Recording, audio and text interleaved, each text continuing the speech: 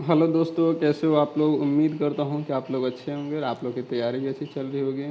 तो दोस्तों, हम लोग ये आधुनिक भारत कवर कर रहे थे, जिसमें प्रीवियस वीडियो में हम लोगों ने इसका ऑलरेडी 3 वीडियो बना चुके हैं। ये चौथा पार्ट है। तो आज हम लोग यहाँ से तिलका मांझी से शुरू करेंगे। तो तिलका मांझी ने भागलपुर में प्रथम कलेक्टर अगस्टस क्लेवलैंड को 1784 में तीर एवं धनुष से जख्मी कर दिया था।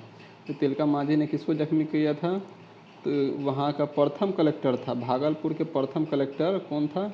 अगस्टस क्लेवलैंड को 1784 में तीर और धनुष से मारकर जख्मी कर दिया था, जिससे उसकी मृत्यु हो गई थी। इसी कारण उसे गिरफ्तार कर यानी तिलका मांझी को गिरफ्तार कर 1785 में भागलपुर के बीच चौराहे पर बरगद के पेड़ से लटकाकर फांसी दे दी गई। तिलका मांझी का वास्तविक नाम जबरा पहाड़िया था। तिलका मांझी का वास्तविक नाम क्या था? जबरा पहाड़िया था।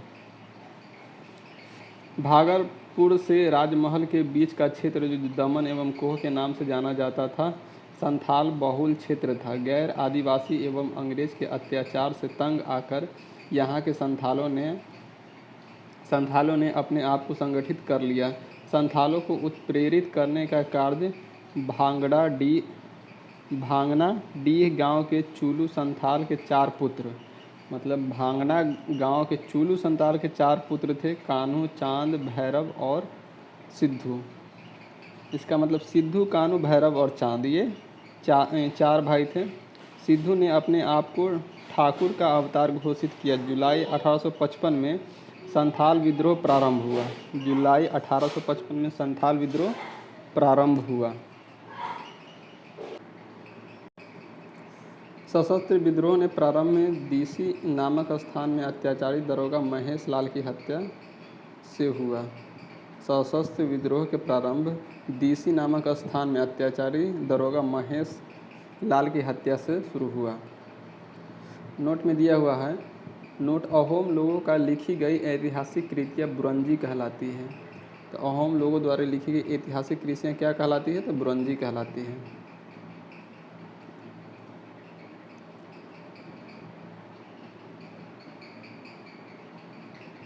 बिरसा मुंडा का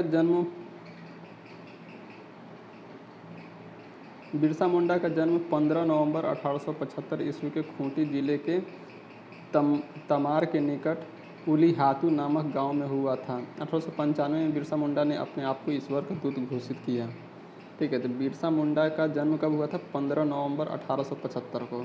15 नवंबर को ही झारखंड दिवस मनाया जाता है। तो इन्हीं के जन्मदिन पर, तो बिरसा मुंडा को जन्म 15 नवंबर 1875 को खूंटी जिले के तामरा के निकट उलीहातू नामक गांव में हुआ था। 1895 में बिरसा ने अपने आप को ईश्वर का दूत घोषित किया, इसलिए इनको भगवान बिरसा मुंडा कहा जाता था। उड़ीसा के कंध आदिवासियों के बीच मारिया प्रथा यानी मानव बलि प्रथा का प्रचलन था। उड़ीसा के कंध आदिवासियों के बीच। नोट, भगत जवाहर मल के शिष्य राम सिंह ने 1875 ईस्वी में अंग्रेजों का कड़ाई से सामना किया। भगत जवाहर मल के शिष्य राम सिंह ने 1872 ईस्वी में अंग्रेजों का कड़ाई से सामना किया। बाद में उन्हें कैद कर रंगून भेज दिया गया, जहां 1885 में इनकी मृत्यु हो गई। अब हम लोग देख लेते हैं चैप्टर नंबर 46 है 1857 ईस्वी का महान क्रांति।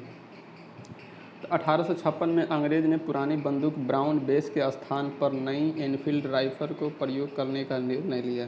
तो पुरानी बंदूक कौन थी? तो ब्राउन बेस थी। या नई बंदूक कौन थी? तो एनफील्ड राइफल था। ये कब हुआ था? 1856 में। उसके लिए जो कारतूस बनाए गए थे, राइफल में भरने से पहले मुंह से खोलना पड़ता था। तो जो नया इनफील्ड राइफल में जो कारतूस बनाए गए थे, उसमें राइफल में भरने से पहले मुंह से खोलना पड़ता था। इन कारतूसों में गाय और सूअर की चर्बी का प्रयोग किया गया था। यह चर्बी वाला कारतूस 1857 की क्रांति का प्रमुख कारण बना। 29 मार्च 1857 ईस्वी को मंगल पांडे नामक एक सैनिक ने बैरक में गाय की चर्बी मिले कारतूसों को मुंह से काटने से स्पष्ट मना कर दिया और उसने लेफ्टिनेंट बाग एवं मेजर ह्यूसन को गोली मारकर हत्या कर दी। फलस्वरूप उसे गिरफ्तार कर 8 अप्रैल 1857 को फांसी दे दी गई।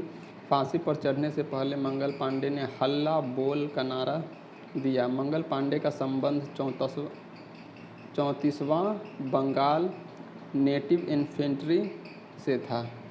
तो 34वां बंगाल नेटिव इन्फेंट्री से था। तो 29 मार्च 1857 को कब हुआ था ये घटना? 29 मार्च 1857 को मंगल पांडे नामक एक सैनिक ने बैरकपुर में गाय की चर्बी मिले कारतूसों को मुंह से काटने से स्पष्ट मना कर दिया था और उसने लेफ्टिनेंट बाग, ठीक है, मंगल पांडे किसको किसको मारा था? तो लेफ्टिनेंट बाग और मेजर ह्यूसन को गोली मारकर हत्या कर दी। फलस्वरूप उसे गिरफ्तार कर 8 अप्रैल को, तो 29 मार्च को ये गोली मारा था और 8 अप्रैल को 1857 को फांसी दे दिया गया था, ठीक है। फांसी पर चढ़ने से पहले मंगल पांडे ने हल्ला बोल का नारा दिया था। मंगल पांडे का संबंध 34वां बंगाल नेटिव इन्फेंट्री से था। 34वां बंगाल नेटिव इन्फेंट्री से था। 10 मई 1857 के दिन मेरठ की पैदल टुकड़ी 20 NI नेटिव इन्फेंट्री से 1857 ईस्वी की क्रांति की शुरुआत हुई थी। 10 मई इनको फांसी कब दे दिया गया था? इनको फांसी दे दिया गया था 8 अप्रैल को फांसी दे दिया गया था।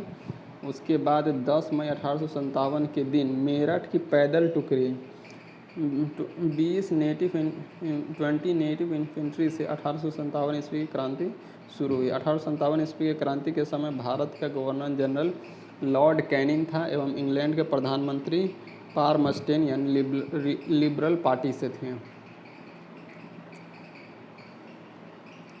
नोट: अंग्रेज भारतीय सेना का निर्माण 1748 ईस्वी में आरंभ हुआ। उस समय मेजर स्ट्रीजर लॉरेंस को अंग्रेजी भारतीय सेना का जनक पुकारा गया। अंग्रेजी भारतीय सेना का निर्माण 1748 में शुरू हुआ था। उस समय मेजर स्ट्रीजर लॉरेंस को अंग्रेजी भारतीय सेना का जनक पुकारा गया।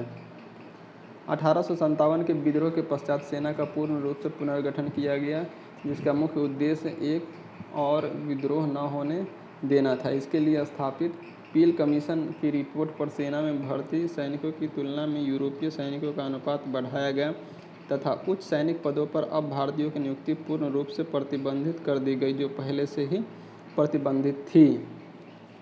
बंगाल की सेना में यूरोपीय व भारतीय सैनिकों का अनुपात 1:2 रखा गया, जबकि मुंबई मद्रास में 2:5 रखा गया। तो बंगाल की सेना में यूरोपीय और भारतीय का अनुपात क्या था? 1 यूरोपीय था, उस पर 2 भारतीय सेना रखी गई थी। उसके बाद जबकि मद्रास बम्बई में 2 यूरोपीय पे 5 भारतीय सेना रखी गई थी। तो ये अनुपात था।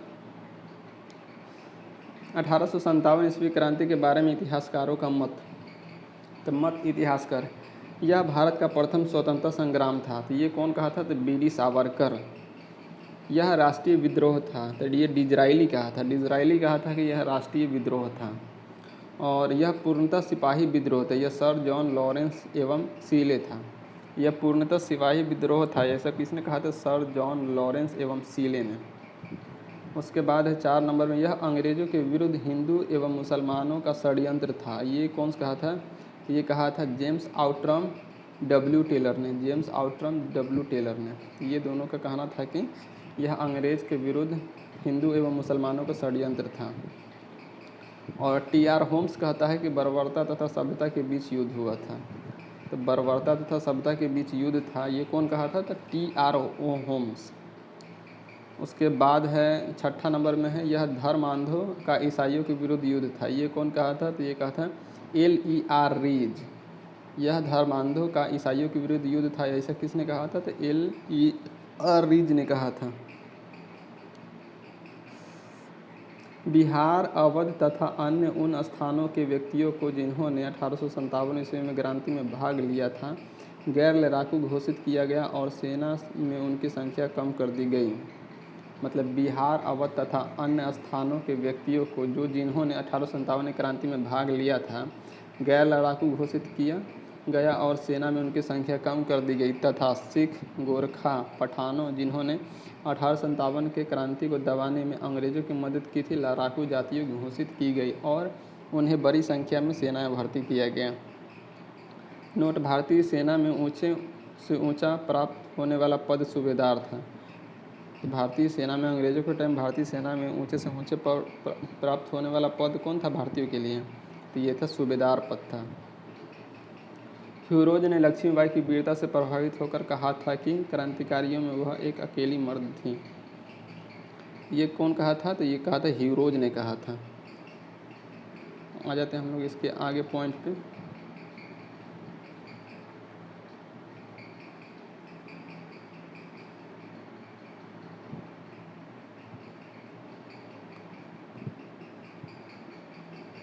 यहाँ पे हम लोग को साइज़ थोड़ा छोटा करना होगा क्योंकि पूरा पेज में इसका ये डिस्कशन दिया हुआ है। 1897 में महान क्रांति के प्रमुख केंद्र था। तो दिल्ली केंद्र था। भारतीय नायक कौन था? विद्रोह की तिथि थी। ब्रिटिश नायक विद्रोह दबाने वाला था और तिथि विद्रोह दबाने का था। तो सबसे पहले दिया हुआ है दिल्ली का। तो दिल्ली का भारतीय नायक कौन था? तो बहादुर शाह जफर बतख खां सैन्य नेतृत्व। मतलब दिल्ली से कौन नेतृत्व किया था? तो बहादुर शाह जफर। उसका सैन्य कमांडर कौन था? तो बतख खां था। यहाँ पे विद्रोह की तिथि था 11-12 मई 1857। विद्रोह दबाने वाला था कौन? निकलसन गया तो मारा गया, एवं हडसन दबाया था। तो निकलसन तो मारा गया लेकिन हडसन दबा दिया जाएगा इस विद्रोह का। अब विद्रोह दबाने का तिथि कब था? तो 21 सितंबर 1857 को विद्रोह दबा दिया गया। मतलब मई में शुरू हुआ और सितंबर में विद्रोह का दबा दिया गया। तो मई, जून, जुलाई, अगस्त, सितंबर मतलब 5 महीना लगभग ये विद्रोह चला था दिल्ली में। निकलसन मारा गया था, इसमें हडसन दबा दिया था। बहादुर शाह जफर इसका नेतृत्व कर रहे थे। इसका सेना नायक था बतख खां। उसके बाद कानपुर में है नाना साहब। तो नाना साहब को धोंधू पंथ कहा जाता है। यहाँ का सेना का नेतृत्व कौन कर रहा था? तो तात्या टोपे। यहाँ शुरू कब हुआ था? तो 5 जून 1857 को शुरू हुआ था। यहाँ पे विद्रोह दबाने का काम कौन किया था? तो कैंपबेल ने किया था। अब विद्रोह कब दबा दिया गया? तो ये दिया गया 5 जून को स्टार्ट हुआ था। 6 सितंबर 1857 के यहाँ पे विद्रोह दबा दिया गया। उसके बाद है लखनऊ में। तो लखनऊ में इस विद्रोह का नेतृत्व बेगम हजरत महल यानी मोहम्मदीन खातून कर रही थी। बेगम हजरत महल का ही नाम था मोहम्मदी खातून। यहाँ पे विद्रोह शुरू हुआ था 4 जून 1857। विद्रोह दबाने वाला यहाँ पे था हेनरी लॉरेंस। ये तो मारा गया था लेकिन कैंपबेल दबा दिया था। ठीक है, तो कैंपबेल कानपुर में भी दबाया था और लखनऊ में भी दबाया था। ठीक है, कैंपबेल। हेनरी लॉरेंस मारा गया था। और विद्रोह को कब दबा दिया गया था? तब मार्च 1858 में। उसके बाद है झांसी। तो झांसी में विद्रोह का नेतृत्व रानी लक्ष्मीबाई ने की थी और जून 1857 में यहाँ शुरू हुआ था और विद्रोह दबाने का कार्य किया था ह्यूरोज ने। यहाँ पे 3 अप्रैल 1858 को विद्रोह दबा दिया गया था। उसके बाद है इलाहाबाद से नेतृत्व कौन किया था? लियाकत अली। इलाहाबाद से लियाकत अली ने नेतृत्व किया था 1857 में। यहाँ पे विद्रोह दबाने का काम किया था कर्नल नील और ये टाइम था 1858 में। 1857 में शुरू हुआ था, 1858 में दबा दिया गया था। उसके बाद है जगदीशपुर बिहार। तो जगदीशपुर से कुंवर सिंह थे। तो कुंवर सिंह अगस्त 1857 में यहाँ शुरू हुआ था। यहाँ पे विद्रोह दबाने का काम किया था विलियम टेलर एवं विंसेंट आयर। यहाँ जगदीशपुर का जो विद्रोह था उसको दबाने का काम किया था। ये दबा कब दिया गया था? तो 1858 में। तब बरेली में थे खान बहादुर खान। बरेली में कौन थे विद्रोह का नेतृत्व करता? तो खान बहादुर खान था। यहाँ पे शुरू हुआ था 1857 में और यहाँ पे भी दबाया था हडसन ने। कब? 1858 में। उसके बाद है फैजाबाद में मोहम्मदी अब्दुल्लाह था। फैजाबाद में नेतृत्व कौन कर रहा था? तो मौलवी अहमदुल्लाह था। यहाँ पे 1857 में शुरू हुआ था। यहाँ पे कर्नल नील ने विद्रोह को दबा दिया था 1858 में। उसके बाद है फतेहपुर में अजीमुल्लाह था। फतेहपुर से कौन था? अजीमुल्लाह। यहाँ पे 1857 में शुरू हुआ था। जनरल रेनर्ड ने 1858 में विद्रोह को दबा दिया। ठीक है, नोट देखिए, नोट लिखा हुआ तात्या टोपे का वास्तविक नाम रामचंद्र पांडुरंग था। नाना साहब का वास्तविक नाम धूधू पंत था लेकिन तात्या टोपे का वास्तविक नाम था रामचंद्र पांडुरंग था। उन्हें सिंधिया के सामंत मान सिंह ने धोखा देकर पकड़वा दिया था। उन्हें कौन पकड़वा दिया था? तो सिंधिया के सामंत मान सिंह ने धोखा देकर पकड़वा दिया था। 18 अप्रैल 1859 को शिवपुरी में अंग्रेजों द्वारा उन्हें फांसी पर लटका दिया गया था। बेगम हजरत महल का जन्म 1820 में और मृत्यु 1879 में नेपाल में हुआ। उनका जन्म 1820 में हुआ था, मृत्यु 1879 नेपाल में हुआ था। उन्हें काठमांडू के जामा मस्जिद मैदान में दफनाया गया। तो बेगम हजरत महल को कहाँ दफनाया गया? तो काठमांडू के जामा मस्जिद मैदान में दफनाया गया। आ जाते हैं, ये चैप्टर नंबर 47 है, 47 है, भारत स्वतंत्रता संघर्ष महत्वपूर्ण तथ्य।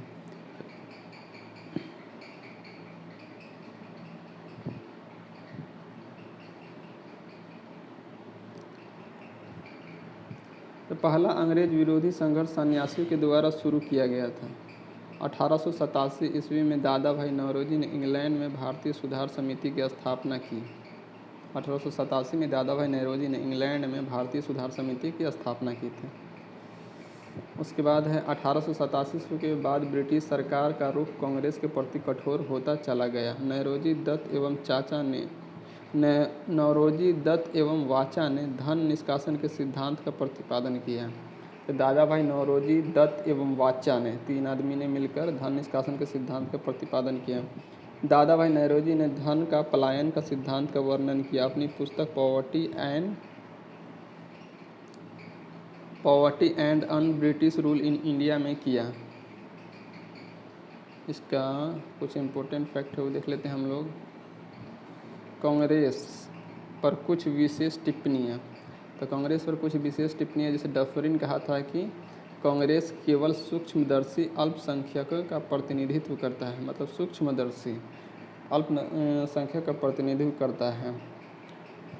और गर्जन कहा था कि कांग्रेस लड़खड़ा कर गिर रही है। भारत में रहते हुए मेरी इच्छा है कि इन्हें शांति पूर्वक मरने में मदद कर सकूं। अच्छा, कर्जन ने ये कहा था। बंगाल विभाजन यही किया था, कर्जन नहीं किया था। उसके बाद है अरविंद घोष ने कहा था कांग्रेस क्षय रोग से मरने ही वाली है। अरविंदो घोष ने कहा था कि कांग्रेस क्षय रोग से मरने ही वाले थे। उसके बाद बंकिम चंद्र चटर्जी ने कहा था कांग्रेस के लोग पदों के भूखे राजनीतिज्ञ हैं। बंकिम चंद्र चटर्जी ने कहा था कि कांग्रेस के लोग पदों के भूखे राजनीतिज्ञ हैं। अश्वनी कुमार दत्त ने कहा था कांग्रेस के सम्मेलन 3 दिन का तमाशा है। शिवानी कुमार दत्त ने कहा था कि कांग्रेस का सम्मेलन 3 दिन का तमाशा है। लाला लाजपत राय ने कहा था कांग्रेस लॉर्ड डफरिन की दिमाग की उपज है। ये लाला लाजपत राय ने कहा था कि कांग्रेस लॉर्ड डफरिन की दिमाग की उपज है। उसके बाद है बिपिन चंद्र ने कहा था कांग्रेस याचना करने वाली संस्था है। बिपिन चंद्र पाल ने कहा था कि कांग्रेस याचना करने वाली संस्था है।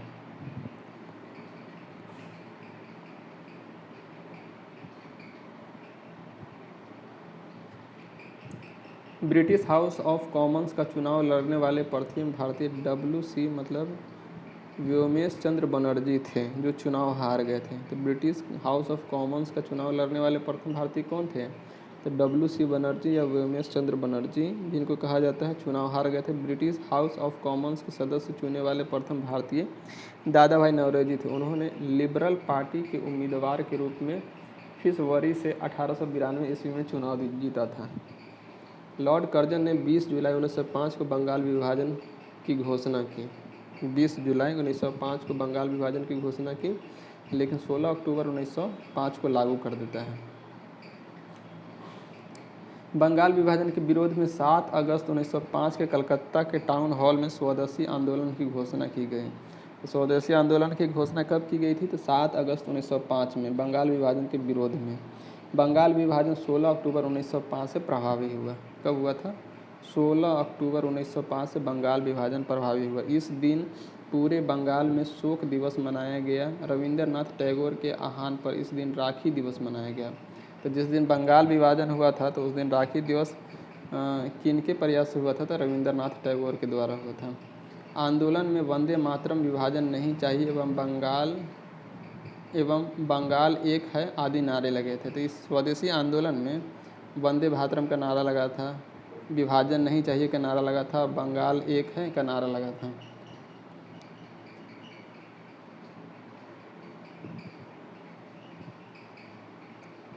नोट: स्वदेशी आंदोलन के विचार सर्वप्रथम कृष्ण कुमार मित्र के पत्र संजीवनी में 1905 ईस्वी में प्रस्तुत किया गया। स्वदेशी आंदोलन का विचार सर्वप्रथम कृष्ण कुमार मित्र के पत्र संजीवनी में 1905 में प्रस्तुत किया गया। नोट: स्वदेशी आंदोलन का विचार सर्वप्रथम कृष्ण कुमार मित्र के पत्र संजीवनी में 1905 ईस्वी में प्रस्तुत किया गया। आंध्र के डेल्टा इलाके में स्वदेशी आंदोलन को वंदे मातरम आंदोलन के नाम से जाना जाता है। आंध्र के डेल्टा इलाके में स्वदेशी आंदोलन को वंदे मातरम आंदोलन के नाम से जाना जाता है।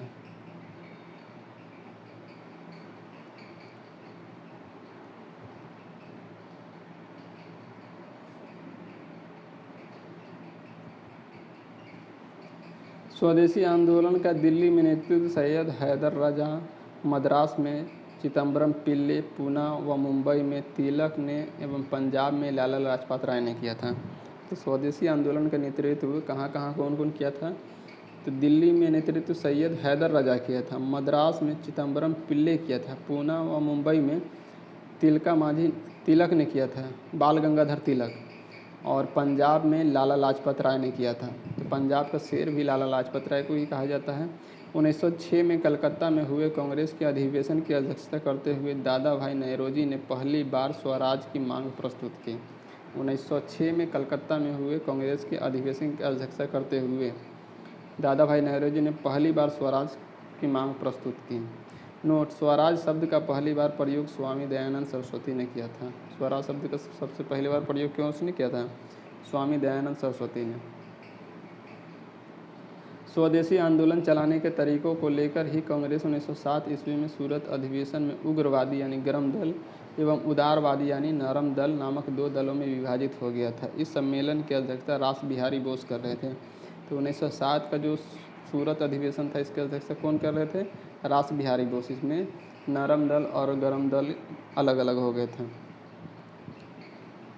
स्वदेशी आंदोलन के अवसर पर ही रविंद्रनाथ ठाकुर ने अपना प्रसिद्ध गीत अमार सोनार बांग्ला लिखा। बाद में यही गीत बांग्लादेश का राष्ट्रीय गीत बन गए।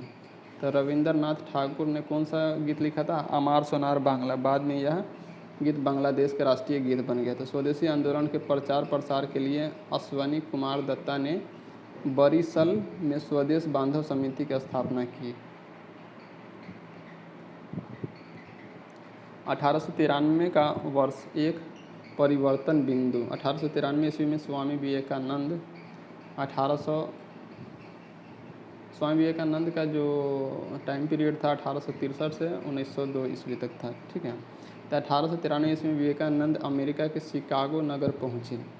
अमेरिका के शिकागो में सितंबर 1893 में वहाँ पर हो रहे धर्म सम्मेलन में पहले ही दिन उन्हें 2 मिनट बोलने का समय मिल गया था। जैसे ही उन्हें अपने वक्तव्य का संबोधन अमेरिका के भाइयों और बहनों के साथ शुरू किए, तालियों की गड़गड़ाहट से न केवल उन्हें बल्कि भारत के विश्व के सर्वोच्च देशों में लाकर खड़ा कर दिया। उन्हें तूफ़ानी हिंदू कहा जाता था। तूफ़ानी हिंदू किसे कहा जाता है? तो स्वामी विवेकानंद को कहा जाता है। 1893 ईस्वी में 14 वर्ष के बाद योगी राज अरविंद घोष 1872 से 1950 की भारत भूमि पर वापसी हुई। तो 1893 में 14 वर्ष के बाद योगी राज अरविंद घोष की भारत भूमि पर वापसी हुई। 1893 में उन्होंने एक लेखमाला न्यू लैम्प फॉर ओल्ड प्रकाशित किया।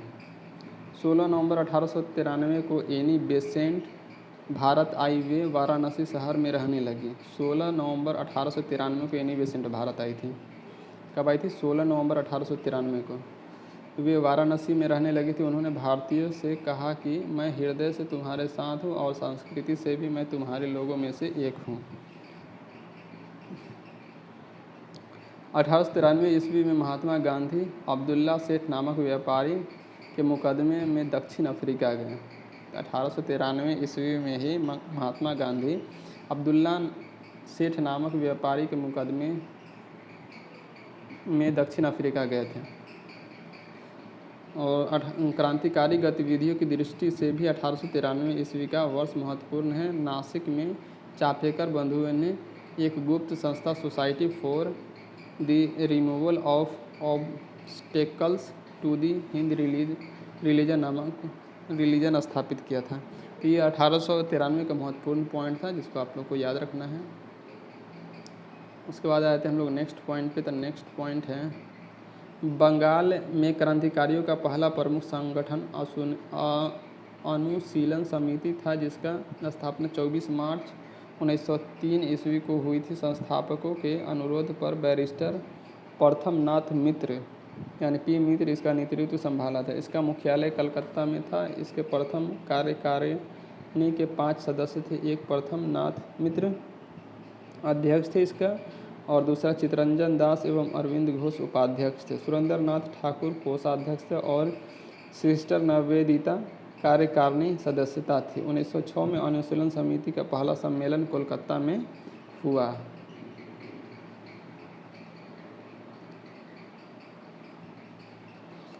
अनुशीलन समिति का मुख्य उद्देश्य था खून का बदला खून। आगे चलकर बरिंद्र कुमार घोष, अविनाश भट्टाचार्य एवं भूपेंद्र नाथ दत्त का गुट अनुशीलन समिति पर प्रभावी हो गया और उन्होंने आंदोलन को और उग्रता प्रदान की। इन लोगों ने 1905 में भवानी मंदिर नामक अपनी पहली पुस्तक प्रकाशित की, जिसमें कहा गया था कि क्रांतिकारी राजनीतिक सन्यासी का जीवन तब तक बिताए जब तक स्वाधीनता प्राप्त न हो। अक्टूबर 1907 में अविनाश चंद्र भट्टाचार्य द्वारा प्रकाशित वर्तमान रणनीति उनकी दूसरी पुस्तक थी, जिसमें कहा गया था कि भारत की स्वतंत्रता प्राप्ति के लिए फौजी शिक्षा और युद्ध आवश्यक है। इसके लिए छापामार युद्ध अपनाने के लिए कहा गया था। अनुशीलन समिति ने हेमचंद्र दास कानूनगो को पेरिस भेजा, जिसने रूसी क्रांतिकारी निकोलस समफ्रांस्की के बम बनाना सीखा। अनुशीलन समिति ने हेमचंद्र दास कानूनगो को पेरिस भेजा, जिसने रूसी क्रांतिकारी निकोलस फ्रांसिस्की से बम बनाना सीखे। हेमचंद्र दास कानूनगो। उसके बाद आते हैं हम लोग वीरेंद्र कुमार घोष, भूपेंद्र नाथ दत्त एवं अविनाश चंद्र भट्टाचार्य ने 1906 ईस्वी में युगांतर नामक साप्ताहिक पत्रिका प्रकाशित किया। युगांतर के प्रथम संपादक भूपेंद्र नाथ दत्त थे। 1907 ईस्वी में 1 वर्ष की कड़ी सजा दी गई। भूपेंद्र नाथ दत्त को 1907 ईस्वी में 1 वर्ष की कड़ी सजा दी गई। 1908 में यह पत्र बंद कर देना पड़ा। ढाका अनुशीलन समिति की स्थापना पी मित्र एवं पुलिन दास ने 1904 में ढाका में की थी। ढाका में इसकी लगभग 500 शाखाएं थीं। 11 दिसंबर 1908 के अनुशीलन समिति गैर कानूनी घोषित कर दी गई। प्रफुल्ल चाकी और खुदीराम बोस ने 30 अप्रैल 1908 को मुजफ्फरपुर के जज किंग्सफोर्ड की हत्या का प्रयत्न किया। प्रफुल्ल चाकी और खुदीराम बोस ने 30 अप्रैल 1908 को मुजफ्फरपुर के जज किंग्सफोर्ड की हत्या का प्रयत्न किया। कौन? प्रफुल्ल चाकी और खुदीराम बोस ने। गलती से बम कनेडी की गाड़ी पर गिरा दिया गया, जिससे 2 महिलाओं प्रिंगले की पत्नी एवं बेटी की मृत्यु हो गई। चाकी ने आत्महत्या कर ली और खुदीराम बोस को लगभग 18 वर्ष की अवस्था में 11 अगस्त 1908 ईस्वी को फांसी दे दी गई। खुदीराम बोस बंगाल के क्रांतिकारियों के युगांतर दल के सक्रिय सदस्य थे। खुदीराम बोस बंगाल के क्रांतिकारियों के युगांतर दल के सक्रिय सदस्य थे। युगांतर दल के नेता बरिंद्र कुमार घोष थे। कुछ इंपॉर्टेंट पॉइंट दिया गया है, उसको हम लोग देख लेते हैं। खुदीराम बोस जन्म हुआ था 1889 में। ग्राम था हबीबपुर, जिला मिदनापुर, पश्चिम बंगाल। पकड़ने वाली पुलिस थी फतेह सिंह एवं शिव प्रसाद मिश्र। खुदीराम बोस को मुकदमे में जज कर्ण डफ, सरकारी वकील मानुक व विनोद मजुमदार। खुदीराम बोस की ओर से वकील था कालीदास बोस। फांसी की तारीख थी 11 अगस्त 1908। एक हाथ में गीता लेकर खुदीराम बोस फांसी के तख्ते पर खड़े हुए।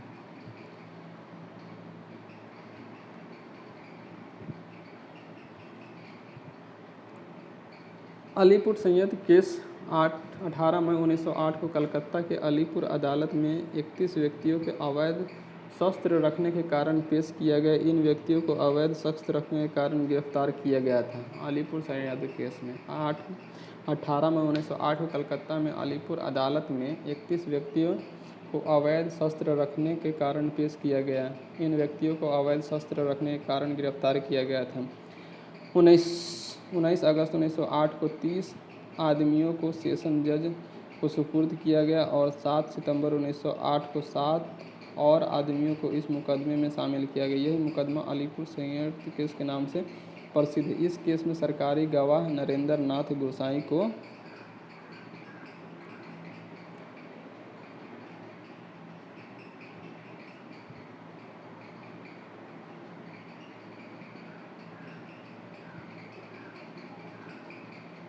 सरकारी गवाह नरेंद्र नाथ गोसाई को अलीपुर जेल में सत्येंद्र नाथ घोष एवं कन्हैया लाल दत्त ने गोली मार दी थी। इसके लिए दोनों को फांसी की सजा दी गई।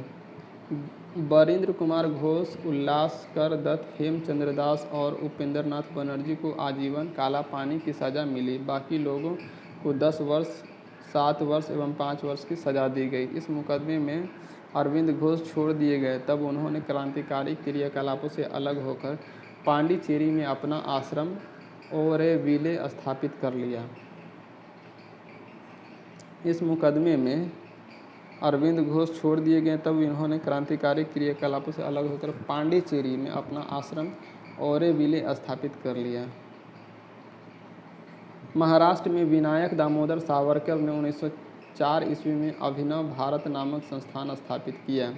महाराष्ट्र में विनायक दामोदर सावरकर ने 1904 ईस्वी में अभिनव भारत नामक संस्था स्थापित किया। अभिनव भारत संगठन के सदस्य थे P.N. वापट। बम बनाने की कला सीखने के लिए पेरिस गए। विनायक दामोदर सावरकर के बड़े भाई गणेश सावरकर ने देशभक्ति से पूर्ण कुछ कविताएं की रचना की थी, जिस कारण नासिक के जज जैक्सन ने उन पर राजद्रोह का आरोप लगाकर 8 जून 1909 को आजीवन निर्वासन का दंड दिया। इस सजा को सर्वथा अनुचित मानकर अभिनव भारत ने जैक्सन से बदला लेने का विचार किया। जैक्सन के विदाई समारोह में 21 दिसंबर 1909 की रात की एक नाटक खेला जा रहा था। ज्यों जैक्सन इसे देखने के लिए फाटक पर पहुंचा, अनंत लक्ष्मण कन्हारे ने उसे गोली मार दी। जैक्सन की हत्या के अभियोग में अनंत लक्ष्मण कन्हारे, कृष्ण जी गोपाल कर्वे और विनायक नारायण देशपांडे को 19 अप्रैल 1911 को फांसी दी गई।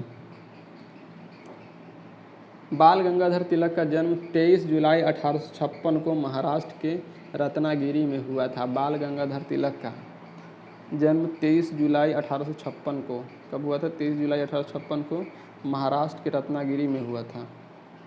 1881 ईस्वी में उन्होंने साप्ताहिक पत्र मराठा अंग्रेजी में और दैनिक पत्र केसरी मराठी में नामक 2 पत्रों का नवजागरण प्रारंभ किया था।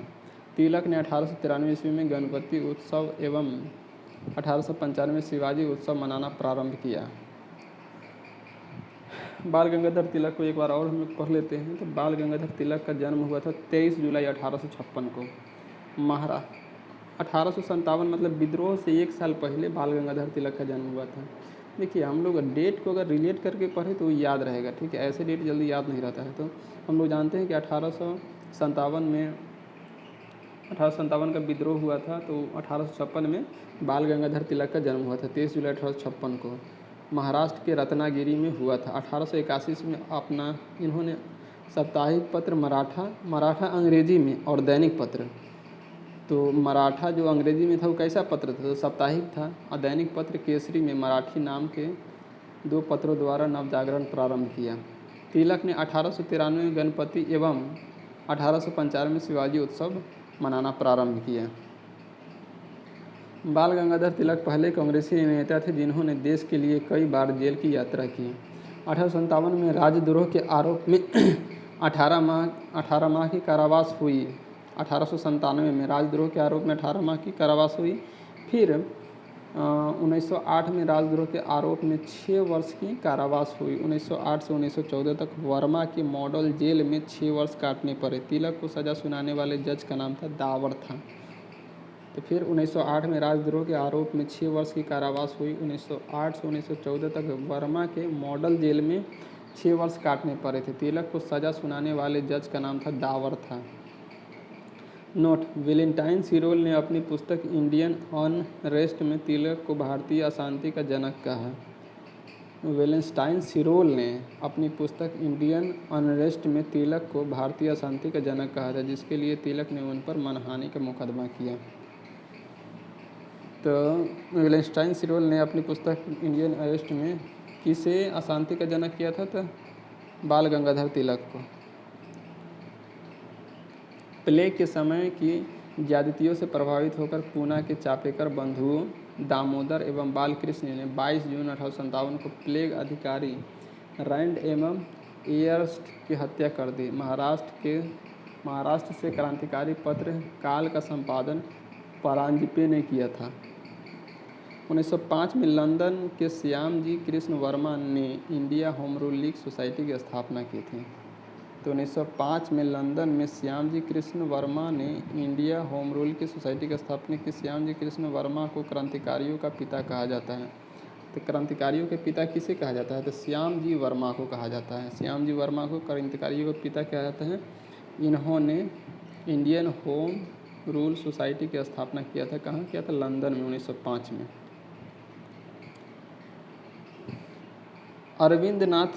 अरविंदनाथ टैगोर ने 1906 ईस्वी में Indian society of oriental arts की स्थापना की, जिसने प्राचीन भारतीय कला एवं संस्कृति का संरक्षण का विकास हुआ। अरविंद्रनाथ टैगोर ने 1906 में Indian society of oriental arts की स्थापना की, जिससे प्राचीन भारतीय कला एवं संस्कृति का संरक्षण का विकास हुआ। न्यू इंडिया नामक एक अंग्रेजी साप्ताहिक समाचार पत्र 1906 ईस्वी में वंदे मातरम नामक समाचार पत्र बिपिन चंद्र पाल ने निकाला। तो न्यू इंडिया नामक समाचार पत्र अंग्रेजी में और साप्ताहिक समाचार पत्र एवं 1906 में वंदे भारत नामक समाचार पत्र बिपिन चंद्र पाल ने निकाला था। तो न्यू इंडिया और वंदे मातरम नामक समाचार पत्र कौन निकाला था? तो बिपिन चंद्र पाल ने निकाला था। 30 दिसंबर 1906 ईस्वी को ढाका के नवाब सलीमुल्लाह खां के निमंत्रण पर सम्मेलन हुआ था। 30 दिसंबर 1906 को ढाका के नवाब सलीमुल्लाह खां के निमंत्रण पर सम्मेलन हुआ। नवाब वकारुल मुल्क इसके अध्यक्ष थे। इसी सम्मेलन में अखिल भारतीय मुस्लिम लीग का उदय हुआ, जिसका मुख्यालय लखनऊ में था। तो अखिल भारतीय मुस्लिम लीग का उदय हुआ, इसका मुख्यालय कहाँ था? तो लखनऊ था। लीग का संविधान 1907 ईस्वी में कराची में बना और इस संविधान के अनुसार प्रथम अधिवेशन 1908 ईस्वी में अमृतसर में हुआ, जिसकी अध्यक्षता सैयद इमाम ने की। इसी अधिवेशन में आगा खां को मुस्लिम लीग का अध्यक्ष बनाया गया। इसी अधिवेशन में मुसलमानों के लिए अलग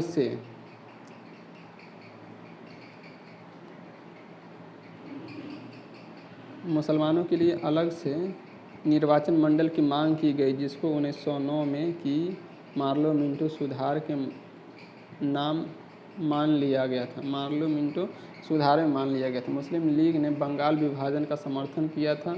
1908 में मुस्लिम लीग की एक शाखा लंदन में खोली गई, जिसमें सैयद अमीर अली ने स्थापित किया गया। भिकाजी रुस्तम कामा भारतीय मूल के फ्रांसीसी नागरिक थे। भिकाजी रुस्तम कामा भारतीय मूल के फ्रांसीसी नागरिक थी, जो जर्मनी के स्टुअर्टगार्ड शहर में 22 अगस्त 1907 को आयोजित 7वीं अंतर्राष्ट्रीय कांग्रेस में तिरंगा फहराने के लिए जानी जाती है। 22 अगस्त 1907 को। इनके माता एवं पिता पारसी थे। इन्होंने दादा भाई नौरोजी के निजी सचिव के रूप में भी काम किया है। 1 जुलाई 1909 को मदन लाल ढींगरा ने विलियम कर्जन वाइली को गोली मारकर हत्या कर दी। 1 जुलाई 1909 को मदन लाल ढींगरा ने विलियम कर्जन वाइली को गोली मारकर हत्या कर दी। 16 अगस्त 1909 को मदन लाल ढींगरा को मृत्युदंड दे दिया गया। 21 दिसंबर 1909 के अनंत कन्हारे ने जैक्सन को गोली मार दी थी। वायसराय लॉर्ड हॉर्डिंग ने 1911 ईस्वी में दिल्ली में भव्य दरबार का आयोजन इंग्लैंड के सम्राट जॉर्ज पंचम एवं मेरी के स्वागत में किया। इस दरबार में निम्न घोषणाएं हुई थी। तो वायसराय लॉर्ड हॉर्डिंग ने 1911 में दिल्ली के भव्य दरबार का आयोजन किया। इंग्लैंड के सम्राट जॉर्ज पंचम एवं मेरी के स्वागत में किया। इस दरबार में निम्न घोषणाएं हुई थी। जॉर्ज पंचम कौन है? लॉर्ड हॉर्डिंग था। बंगाल विभाजन का रद्द होना, ये घोषणा हुआ था। बंगाल भाषी क्षेत्रों को मिलाकर अलग एक प्रांत बनाया गया। बिहार एक अलग राज्य बना, जिसमें उड़ीसा भी शामिल था। राजधानी कलकत्ता से दिल्ली स्थानांतरित करने की घोषणा हुई। 1 अप्रैल 1912 ईस्वी में दिल्ली भारत की राजधानी बनी। 1 अप्रैल 1912 को। 23 दिसंबर 1912 को रास बिहारी बोस ने दिल्ली में वायसराय लॉर्ड हॉर्डिंग पर बम फेंका। 23 दिसंबर 1912 को रास बिहारी बोस ने दिल्ली में वायसराय लॉर्ड हॉर्डिंग पर बम फेंका। इसके परिणाम स्वरूप 13 व्यक्ति गिरफ्तार किए गए। इसमें प्रमुख थे मास्टर अमीनचंद्र, दीनानाथ, अवध बिहारी लाल, बाल मुकुंद, बसंत कुमार विश्वास, हनुमंत सहाय एवं बलराज। दीनानाथ दबाव में आकर सरकारी गवाह बन गए। तो हनुमंत सहाय एवं बलराज ये सब थे। दीनानाथ दबाव में आकर सरकारी गवाह बन गए और मास्टर अमीचंद, अवध बिहारी लाल, बाल मुकुंद एवं बसंत कुमार विश्वास को फांसी दे दी गई। नवंबर 1913 ईस्वी में अनेक भारतीयों ने लाला हरदयाल के नेतृत्व में सैन फ्रांसिस्को अमेरिका में गदर पार्टी की स्थापना की। तो 1 नवंबर 1913 अनेक भारतीयों ने लाला हरदयाल और मदन लाल ढींगरा के नेतृत्व में सैन फ्रांसिस्को में गदर पार्टी की स्थापना की। लाला हरदयाल और सोहन सिंह भाखना के नेतृत्व में 1913 में सैन फ्रांसिस्को में गदर पार्टी की स्थापना की गई। इसमें सोहन सिंह भाखना इसके प्रथम अध्यक्ष थे। लाला हरदयाल इसके प्रथम मंत्री एवं काशीराम कोषाध्यक्ष चुने गए थे। 1 नवंबर 1913 को गदर अखबार का पहला अंक प्रकाशित हुआ जो उर्दू में था। 9 दिसंबर 1913 से यह गुरुमुखी में छपने लगा था। इसके प्रत्येक अंक पहले पृष्ठ पर छपता था। अंग्रेजी राज का उच्च चिट्ठा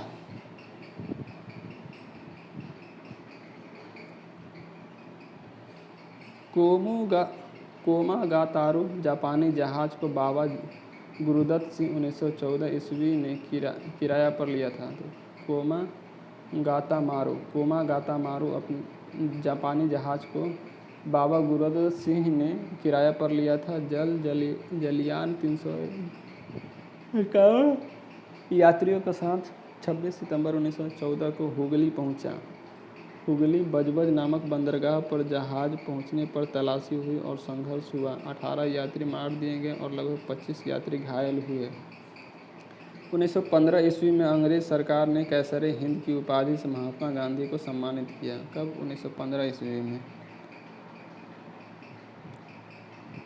कांग्रेस के लखनऊ अधिवेशन 1916 ईस्वी में कांग्रेस के 2 दलों में एकता हो गई। इस अधिवेशन में मुस्लिम लीग ने भी कांग्रेस से मिलकर एक संयुक्त समिति की स्थापना की। मुस्लिम लीग के 1916 के लखनऊ सम्मेलन की अध्यक्षता मोहम्मद अली जिन्ना ने की थी। जिन्ना और तिलक को विशेष प्रयास से ही 1916 में लीग व कांग्रेस के बीच समझौता हुआ था। तो मोहम्मद अली जिन्ना और बाल गंगाधर तिलक के विशेष प्रयास से 1916 में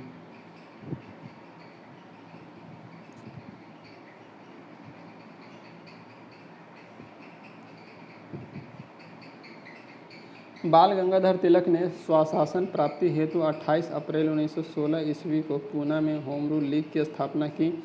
इसके अध्यक्ष जोसेफ बस्तिस्ता तथा सचिव N.C. केलकर थे। तिलक ने अपने अखबार मराठा तथा केसरी मराठा अंग्रेजी में तथा केसरी मराठी के माध्यम से होम रूल लीग की प्रसार किया। एनी बेसेंट ने सितंबर 1916 में अडियार यानी मद्रास में होम रूल लीग की स्थापना की।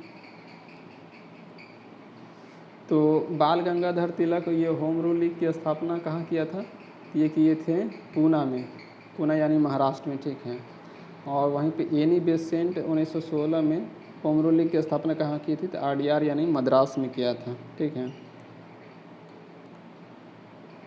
जॉर्ज अरुणडेल को लीग का सचिव बनाया गया। मोतीलाल नेहरू, जवाहरलाल नेहरू, सुब्रमण्यम अय्यर, जिन्ना तथा तेज बहादुर सप्रू इस लीग से जुड़े थे।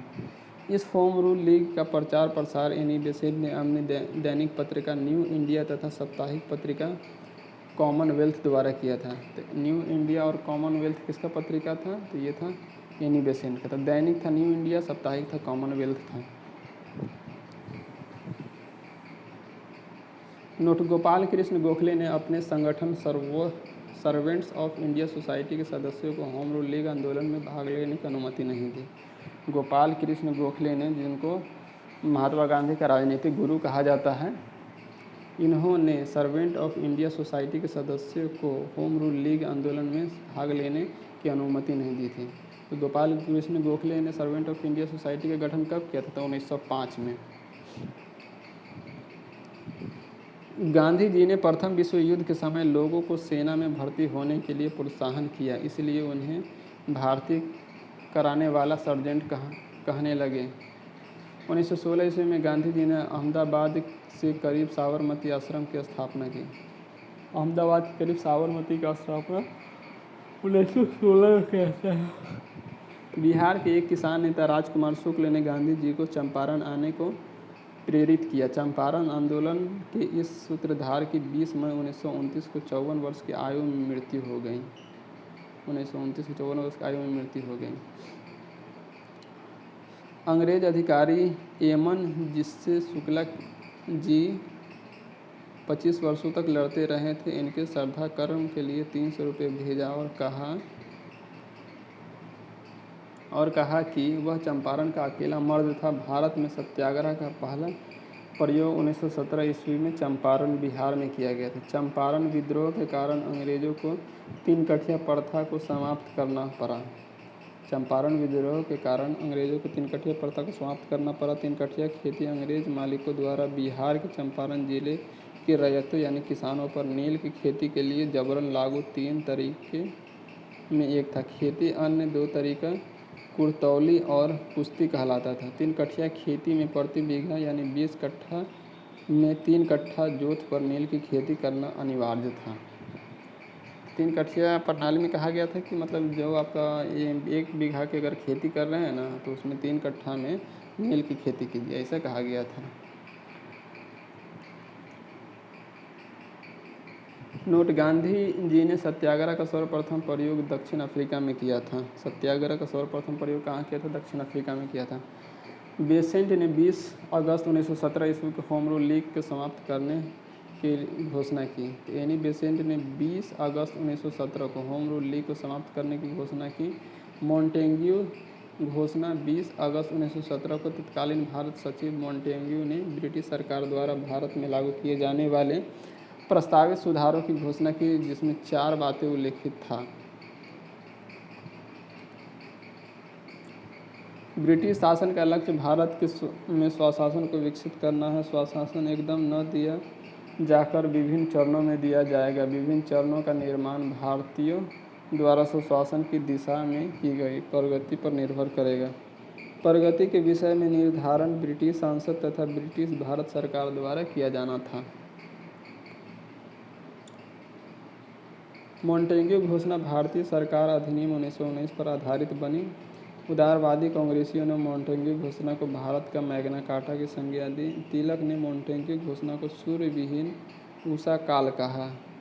1918 में महात्मा गांधी ने अहमदाबाद टेक्सटाइल लेबर एसोसिएशन की स्थापना की। 1918 में महात्मा गांधी ने अहमदाबाद टेक्सटाइल लेबर एसोसिएशन की स्थापना की। यह उस समय की सबसे बड़ी ट्रेड यूनियन थी। यही गांधी जी ने ट्रांसिप का सिद्धांत दिया था। इन्होंने बताया कि पूंजीपति मजदूरों के हितों की रक्षा करने वाले ट्रस्टी होते हैं। नोट, 31 अक्टूबर 1920 को NM जोशी ने all India trade union Congress की स्थापना की। इसके प्रथम अध्यक्ष लाला लाजपत राय थे।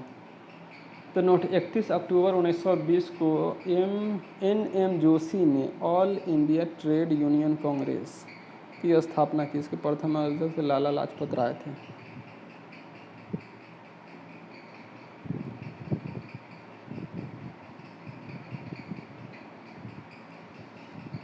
महात्मा गांधी ने पहली बार भूख हड़ताल, अहमदाबाद मिल मजदूरों की हड़ताल 1918 ईस्वी के समर्थन में की थी। गांधी जी ने 1918 ईस्वी में गुजरात के खेरा जिले में कर नहीं आंदोलन चलाया था। कर नहीं 2 आंदोलन चलाया था। गांधी जी ने 1918 में गुजरात के खेरा जिले में कर नहीं 2 आंदोलन चलाया था। 19 मार्च 1909 को रॉलेट एक्ट लागू किया गया था। 19 मार्च 1909 को रोलेट एक्ट लागू किया गया था। रोलेट एक्ट कब लागू किया था? 19 मार्च 1919 को। 19 मार्च 1919 को रोलेट एक्ट लागू किया गया था। इसके अनुसार किसी भी संदेहास्पद व्यक्ति को बिना मुकदमा चलाए गिरफ्तार किया जा सकता है, परंतु उसके विरुद्ध न कोई अपील, न कोई दलील, न कोई वकील किया जा सकता है। गांधी जी ने इस कानून के विरुद्ध 6 अप्रैल 1919 को देशव्यापी हड़ताल करवाई। 13 अप्रैल 1919 ईस्वी को अमृतसर में जालियांवाला बाग हत्याकांड हुआ। डॉक्टर सतपाल और सैफुद्दीन किचलू की गिरफ्तारी के विरोध में हो रही जनसभा पर जनरल R.E.H. डायर ने अंधाधुंध गोलियां चलाईं। सरकारी रिपोर्ट के अनुसार इसमें 379 व्यक्ति, कांग्रेस की समिति के अनुसार लगभग 1000 व्यक्ति मारे गए थे। उस समय पंजाब का lieutenant governor sir Michael O'Dwyer था।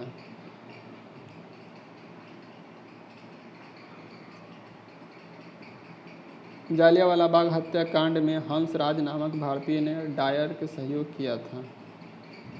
शंकरन नायर ने जालियांवाला बाग हत्याकांड के विरोध में वायसराय की कार्यकारिणी परिषद सदस्यता से इस्तीफा दे दिया। जालियांवाला बाग हत्याकांड के विरोध में महात्मा गांधी ने कैसर-ए-हिंद की उपाधि, जमनालाल बजाज ने राय बहादुर की उपाधि एवं रविंद्रनाथ टैगोर ने सर की उपाधि वापस लौटा दी।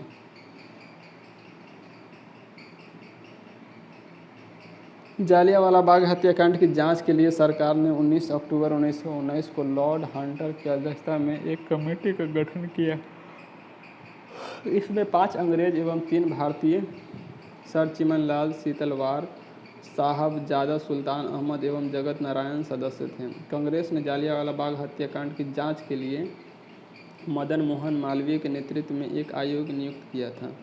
तो कांग्रेस ने जालियांवाला बाग हत्याकांड किसके नेतृत्व में किया था? तो मदन मोहन मालवीय के नेतृत्व में एक आयोग का नियुक्त किया गया था। इसके अन्य सदस्यों में मोतीलाल नेहरू और गांधी जी थे। जालियांवाला बाग कभी जल्ली नामक व्यक्ति की संपत्ति थी। खिलाफत आंदोलन भारतीय मुसलमानों का मित्र राष्ट्रों के विरुद्ध, विशेष ब्रिटेन के खिलाफ टर्की के खलीफा के समर्थन में आंदोलन था। खिलाफत आंदोलन 17 अक्टूबर 1919 को समूचे देश में खिलाफत दिवस मनाया गया। 23 नवंबर 1919 को हिंदू और मुसलमानों की एक संयुक्त कॉन्फ्रेंस हुई, जिसकी अध्यक्षता महात्मा गांधी ने की।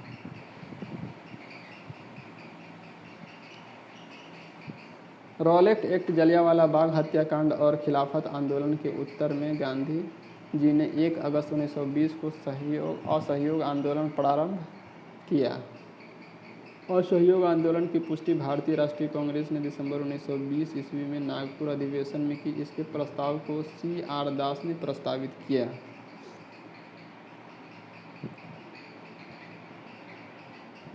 मोहम्मद अली को सर्वप्रथम असहयोग आंदोलन में गिरफ्तार किया गया। मोहम्मद अली को सर्वप्रथम असहयोग आंदोलन में गिरफ्तार किया गया था। मोहम्मद अली जिन्ना, एनी बेसेंट तथा बिपिन चंद्र पाल कांग्रेस के असहयोग आंदोलन से सहमत नहीं थे। मोहम्मद अली जिन्ना, एनी बेसेंट एवं बिपिन चंद्र पाल कांग्रेस के असहयोग आंदोलन से सहमत नहीं थे, अतः उन्होंने कांग्रेस छोड़ दी। मोहम्मद अली जिन्ना, एनी बेसेंट और बिपिन चंद्र पाल। असहयोग आंदोलन के दौरान विदेशी वस्त्रों को जलाए जाने पर रविंद्रनाथ टैगोर ने महात्मा गांधी के लिखा कि यह निष्ठुर बर्बादी है। चंद्रशेखर आजाद, जिनको पंडित जी कहा जाता है, पूरा नाम चंद्रशेखर सीताराम तिवारी था। जन्म स्थान भावरा, झाबुआ जिला, वर्तमान जिला अलीराजपुर, मध्य प्रदेश था। जन्म तिथि था 23 जुलाई 1906 ईस्वी। पिता पंडित सीताराम तिवारी था। माता जगरानी देवी थी। शहीद स्थल अल्फ्रेड पार्क, इलाहाबाद, उत्तर प्रदेश में था। शहीद तिथि 27 फरवरी 1931 ईस्वी। संगठित संगठन था नौजवान सभा, कृति किसान party, Hindustan Socialist Republic association.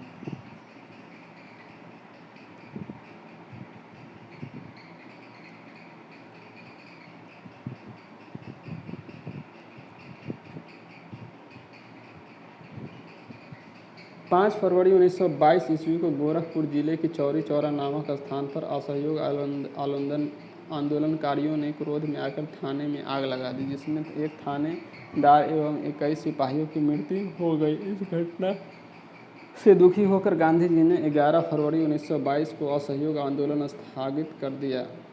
इस समय महात्मा गांधी को बारदोली में थे। इस समय महात्मा गांधी कहाँ थे? बारदोली में थे। 13 मार्च 1922 ईस्वी को गांधी जी को गिरफ्तार कर 6 वर्ष की कड़ी कारावास की सजा सुनाई गई।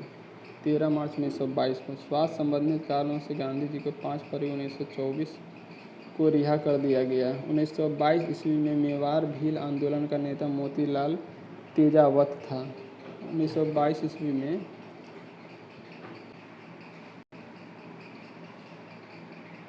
13 मार्च 1922 ईस्वी को गांधी जी को गिरफ्तार कर 6 वर्ष की कड़ी कारावास सजा सुनाई गई। स्वास्थ्य संबंधित कारणों से गांधी जी को 5 फरवरी 1924 को रिहा कर दिया गया। 1922 ईस्वी के मेवाड़ भील आंदोलन का नेता मोतीलाल तेजावत था। 1922 ईस्वी के मेवाड़ में भील आंदोलन का नेता कौन था? तो मोतीलाल तेजावत था। 1923 ईस्वी में इलाहाबाद में चित्तरंजन दास एवं मोतीलाल नेहरू ने कांग्रेस के अंतर्गत स्वराज पार्टी की स्थापना की। मोतीलाल नेहरू और चित्तरंजन दास 1923 ईस्वी में स्वराज पार्टी की स्थापना करते हैं। ठीक है, इसका राइट आंसर हो जाएगा। नेक्स्ट पॉइंट है, महात्मा गांधी सिर्फ एक बार कांग्रेस के बेलगांव अधिवेशन 1924 में इसके अध्यक्ष चुने गए। तो महात्मा गांधी सिर्फ एक बार बेलगांव अधिवेशन की अध्यक्षता करते हैं। कब करते हैं? 1924 में करते हैं। पॉइंट सेकेंड है कि सचिंद्र सन्याल ने 1924 ईस्वी में कानपुर में हिंदुस्तान रिपब्लिक एसोसिएशन की स्थापना की। तो हिंदुस्तान रिपब्लिक एसोसिएशन की स्थापना कौन किया था? तो सचिंद्र सन्याल ने किया था 1924 में, जिस टाइम गांधी जी अध्यक्षता किए थे कांग्रेस का। उसी टाइम सचिंद्र सन्याल ने 1924 में कानपुर में हिंदुस्तान रिपब्लिक एसोसिएशन की स्थापना किया था। भगत सिंह ने 1928 में दिल्ली स्थित फिरोज शाह कोटला में हिंदुस्तान सोशलिस्ट रिपब्लिक एसोसिएशन की स्थापना की। तो यहाँ पे सोशलिस्ट जुड़ जाता है। सोशलिस्ट अगर जुड़ जाएगा तो भगत सिंह आ जाएंगे। ठीक है, Hindustan Socialist Republic Association, socialist यानी भगत सिंह 1928 में। 1924 में सचिंद्र सन्याल हिंदुस्तान रिपब्लिक एसोसिएशन और 1928 में Bhagat Singh Hindustan Socialist Republic Association की स्थापना की। 9 अगस्त 1925 ईस्वी को 10 व्यक्तियों ने सहारनपुर से लखनऊ की ओर जा रही 8 डाउन ट्रेन से रेल विभाग का खजाना काकोरी नामक स्थान पर लूट लिया।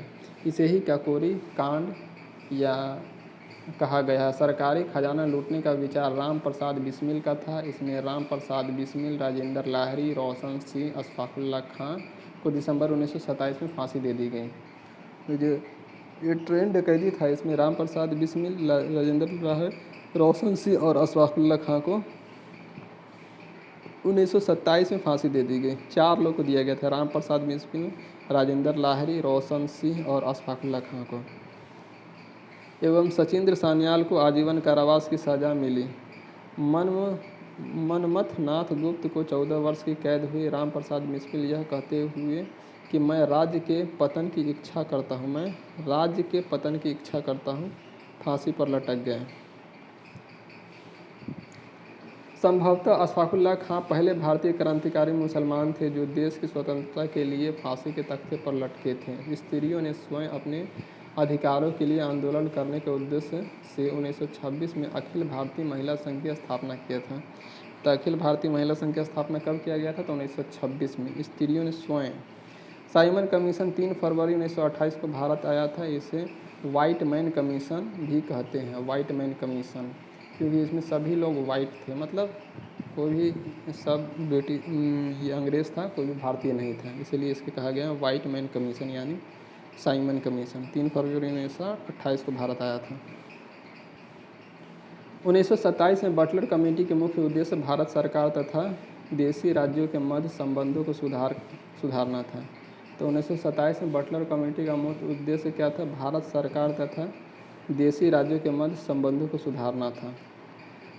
नेहरू रिपोर्ट के अंतिम रूप से अगस्त 1928 में आयोजित सर्वदलीय सम्मेलन में स्वीकार किया गया था। इस सम्मेलन की अध्यक्षता डॉक्टर अंसारी ने की थी। 30 अक्टूबर 1928 ईस्वी को लाहौर में साइमन आयोग के विरुद्ध प्रदर्शन करते हुए प्रदर्शन करते समय पुलिस के लाठी से लाला लाजपत राय घायल हो गए और बाद में इनकी मृत्यु हो गई। ये 30 अक्टूबर 1928 ईस्वी को हुआ था घटना। 30 अक्टूबर 1928 ईस्वी को लाहौर में साइमन कमीशन आयोग के विरोध में प्रदर्शन करते समय पुलिस की लाठी से लाला लाजपत राय घायल हो गए और बाद में उनकी मृत्यु हो गई। साइमन कमीशन का बहिष्कार न करने वाले दो दल थे, जस्टिस पार्टी एवं Punjab union party. Justice party और पंजाब यूनियन पार्टी ने साइमन कमीशन का बहिष्कार नहीं किया था। भगत सिंह ने नेतृत्व में पंजाब में क्रांतिकारियों ने 17 दिसंबर 1928 को लाहौर के तत्कालीन सहायक पुलिस बल कप्तान सैंडर्स को गोली मार दी थी।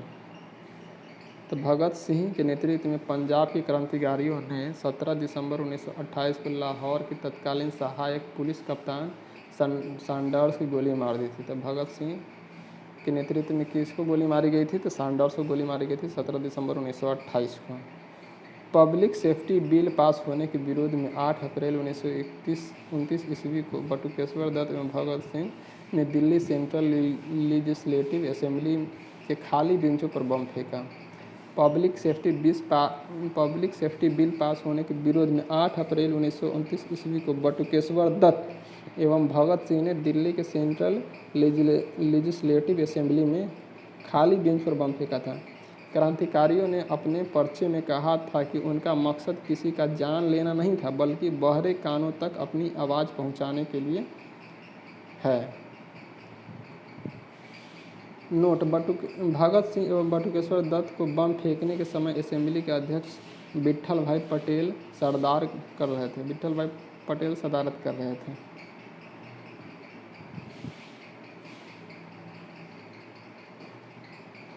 कांग्रेस के 1929 ईस्वी के लाहौर अधिवेशन में पूर्ण स्वराज का अपना लक्ष्य घोषित किया गया। इस अधिवेशन की अध्यक्षता जवाहरलाल नेहरू कर रहे थे। 31 दिसंबर 1929 ईस्वी की रात 12 बजे जवाहरलाल नेहरू ने रावी नदी के तट पर नवगृहित तिरंगे झंडे को फहराया। इसी अधिवेशन में 26 जनवरी 1930 ईस्वी को प्रथम स्वाधीनता दिवस के रूप में मनाने का निश्चय किया गया। इसी अधिवेशन में 31 दिसंबर 1929 को रात के 12 बजे जवाहरलाल नेहरू ने रावी नदी के तट पर 31 दिसंबर 1929 को रात के 12 बजे जवाहरलाल नेहरू ने रावी नदी के तट पर नवग्रहित तिरंगे झंडे को फहराया। इसी अधिवेशन में 26 जनवरी 1930 को प्रथम स्वाधीनता दिवस के रूप में मनाने की निश्चय किया गया। इसी के साथ प्रत्येक वर्ष 26 जनवरी के स्वतंत्रता दिवस के रूप में मनाया जाने की परंपरा शुरू हुई थी।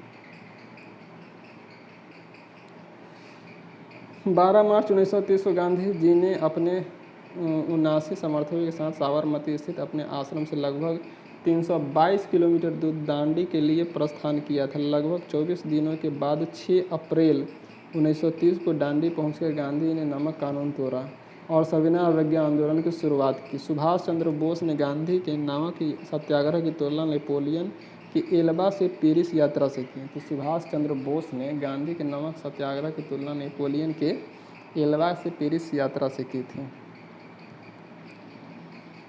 4 मार्च 1931 ईस्वी को गांधी इरविन पैक्ट हुआ। इसके बाद गांधी जी ने सविनय अवज्ञा आंदोलन स्थगित कर दिया। गांधी इरविन समझौता को दिल्ली समझौता के नाम से जाना जाता है।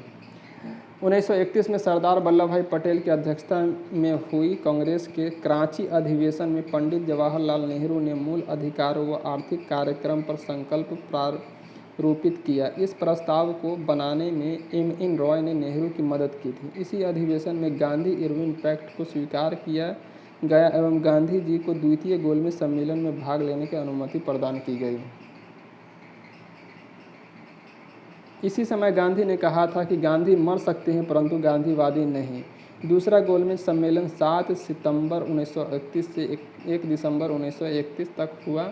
महात्मा गांधी ने कांग्रेस के प्रतिनिधि के रूप में इसमें भाग लिया, परंतु यह सम्मेलन सांप्रदायिक प्रतिनिधित्व के कारण असफल रहा। गांधी SS राजपूताना जहाज से लंदन पहुंचे और बेसंटियाना नामक इटली के पोत से वापस भारत लौटे।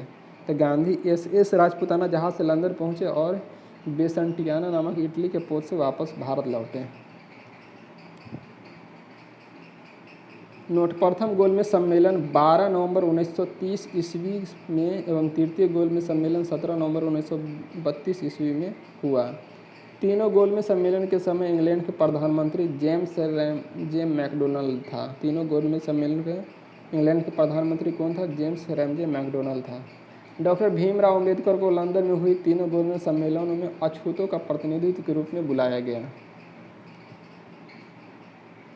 दूसरे गोलमेज सम्मेलन की असफलता के बाद गांधी ने 3 जनवरी 1932 को पुनः सविनय अवज्ञा आंदोलन प्रारंभ कर दिया। सविनय अवज्ञा आंदोलन अंतिम रूप से 7 अप्रैल 1934 को वापस लिया गया। सविनय अवज्ञा आंदोलन में पठान सत्याग्रहियों पर गोली चलाने से गढ़वाल राइफल ने इनकार कर दिया था। सविनय अवज्ञा आंदोलन में पठान सत्याग्रहियों पर गोली चलाने से गढ़वाल राइफल ने इनकार कर दिया था।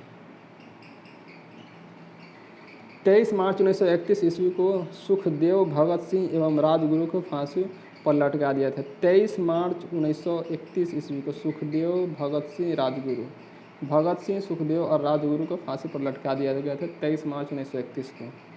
मई 1934 ईस्वी के कांग्रेस के सोशलिस्ट पार्टी की स्थापना हुई। मई 1934 ईस्वी कांग्रेस सोशलिस्ट पार्टी की स्थापना हुई। अखिल भारतीय किसान सभा का प्रथम सम्मेलन अप्रैल 1936 ईस्वी में लखनऊ में हुआ। इसके अध्यक्ष स्वामी सहजानंद व महासचिव MN रंगा चुने गए। स्वामी सहजानंद सरस्वती ने हुंकार नामक पत्रिका का पटना से प्रकाशन किया। यह किसान आंदोलन की पत्रिका थी। राहुल संस्कृत्यायन इस साप्ताहिक पत्रिका के 1942 में संपादक बने। नोट है: अखिल भारतीय किसान सभा का गठन 11 अप्रैल 1926 को लखनऊ में हुआ था।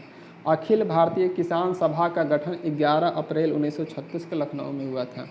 1939 ईस्वी के महात्मा गांधी द्वारा प्रस्तावित प्रत्याशी पट्टाभी सीतारामैया को हराकर सुभाष चंद्र बोस कांग्रेस के अध्यक्ष चुने गए। 1939 में महात्मा गांधी द्वारा प्रस्तावित प्रत्याशी पट्टाभी सीतारामैया को हराकर सुभाष चंद्र बोस कांग्रेस के अध्यक्ष चुने गए।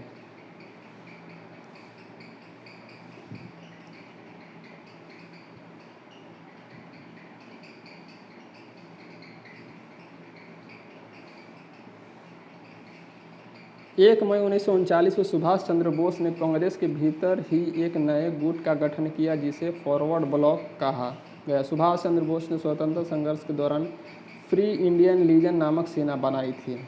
फॉरवर्ड ब्लॉक की स्थापना कब किए थे? तो 1 मई 1939 को, और स्वतंत्रता संघर्ष के दौरान फ्री इंडियन लीजन नामक सेना बनाई थी। 1939 में Bharat Praja Mandal All India States People's Congress के अध्यक्ष जवाहरलाल नेहरू थे।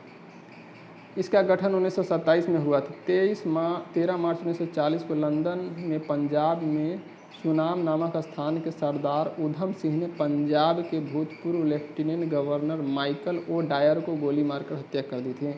तो उधम सिंह ने किसको गोली मारकर हत्या कर दी थी? तो माइकल ओ डायर को 13 मार्च 1940 को। गांधी जी ने 17 अक्टूबर 1940 को पावनार में व्यक्तिगत सत्याग्रह आंदोलन शुरू किया। गांधी जी ने 17 अक्टूबर 1940 को पावनार में व्यक्तिगत सत्याग्रह आंदोलन शुरू किया। इस आंदोलन के प्रथम सत्याग्रही विनोबा भावे एवं दूसरे सत्याग्रही जवाहरलाल नेहरू एवं तीसरे सत्याग्रही ब्रह्मदत्त थे। इस आंदोलन को दिल्ली चलो आंदोलन कहा गया। दिल्ली चलो आंदोलन किसको कहा गया? तो गांधी जी ने 17 अक्टूबर 1940 को पावनार के व्यक्तिगत सत्याग्रह आंदोलन शुरू किया। इसी को दिल्ली चलो आंदोलन कहा गया। इस आंदोलन के प्रथम सत्याग्रही थे विनोबा भावे, दूसरे सत्याग्रही थे जवाहरलाल नेहरू और तीसरे सत्याग्रही थे ब्रह्मदत्त थे। 24 मार्च 1940 को मुस्लिम लीग के लाहौर अधिवेशन में अध्यक्षता करते हुए मोहम्मद अली जिन्ना ने भारत से अलग मुस्लिम राष्ट्र पाकिस्तान की मांग की। 24 मार्च 1940 को मुस्लिम लीग के लाहौर अधिवेशन में अध्यक्षता करते हुए मोहम्मद अली जिन्ना ने भारत से अलग मुस्लिम राष्ट्र पाकिस्तान की मांग की। पाकिस्तान शब्द का सर्वप्रथम प्रयोग लंदन में कैम्ब्रिज विश्वविद्यालय में एक विद्यार्थी चौधरी रहमत अली और उसके 3 साथियों ने जनवरी 1933 ईस्वी में प्रकाशित किए गए एक पैम्पलेट अब या फिर कभी नहीं, नाउ और नेवर में किया था। तो पाकिस्तान शब्द का सर्वप्रथम प्रयोग लंदन में कैम्ब्रिज विश्वविद्यालय के एक विद्यार्थी चौधरी रहमत अली ने किया था। ठीक है, उसके बाद हम लोग आते हैं नेक्स्ट पॉइंट पे। 1940 में फॉरवर्ड 1940 में लॉर्ड लिनलिथगो ने अगस्त घोषणा के द्वारा मुसलमानों को आश्वासन दिया कि ब्रिटेन और भारत के बीच किसी भी समझौते की स्थिति में अल्पसंख्यकों की सुरक्षा का ध्यान रखा जाएगा। ये लॉर्ड लिथगो ने आश्वासन दिया था 1940 में। क्रिप्स प्रस्ताव